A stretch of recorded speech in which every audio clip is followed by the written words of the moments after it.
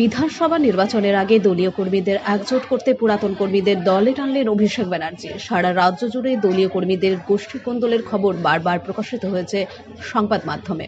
তার প্রভাব অনেকটাই পড়েছে বিগত নির্বাচনে। বাঁকুড়া জেলাতে গত বিধানসভায় গোষ্ঠী কোন্দলের কারণে অনেক জেতা সিট হাতছাড়া হয়েছে তৃণমূল কংগ্রেসের। কিন্তু সেই ঘটনার পুনরাবৃত্তি না হয় 2026-এর নির্বাচনে। তার জন্য অভিষেক ব্যানার্জি ও মমতা ব্যানার্জি বারবার দলীয় কর্মীদেরকে নির্দেশ দেন তারা যেন পুরাতন কর্মীদের দলে নিয়ে লড়াই করেন। কিন্তু সেই কাজ সেভাবে হয়নি। তাই গত 10ই জানুয়ারি বাঁকুড়ার শালতোড়া কলেজ মাঠে সভা করতে আসেন তিনি।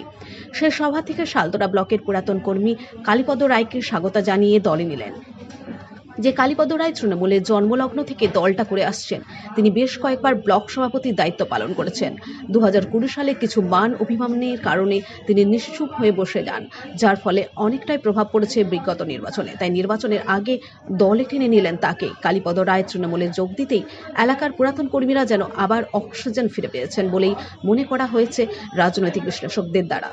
বাঁকুড়া এক্সপ্রেস টিভির মুখোমুখি হয়ে সেই বিষয়ে কি প্রতিক্রিয়া দিলেন কালীপদ রায়, শুনুন সেই প্রতিবেদন। ভালো তো লাগছে, খুব ভালো লাগছে।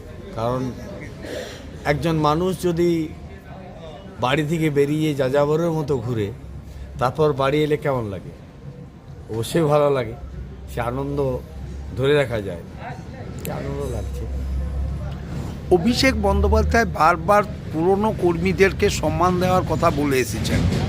ঠিক বিধানসভার আগেই সেই পুরনো কর্মীদিকেই আবার দেখা যাচ্ছে দলে ফিরিয়ে আনছেন। এ বিষয়ে কি বলবেন? এ বিষয়ে মর্যাদা সম্মান, আমরা যে পুরনো দিনের কর্মী সেটা ফিরে পাচ্ছি।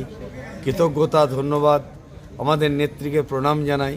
আমাদের সর্বভারতীয় সাধারণ সম্পাদক দলের সেনাপতি, তাকে অজস্র ধন্যবাদ এবং কৃতজ্ঞতা জানাচ্ছি।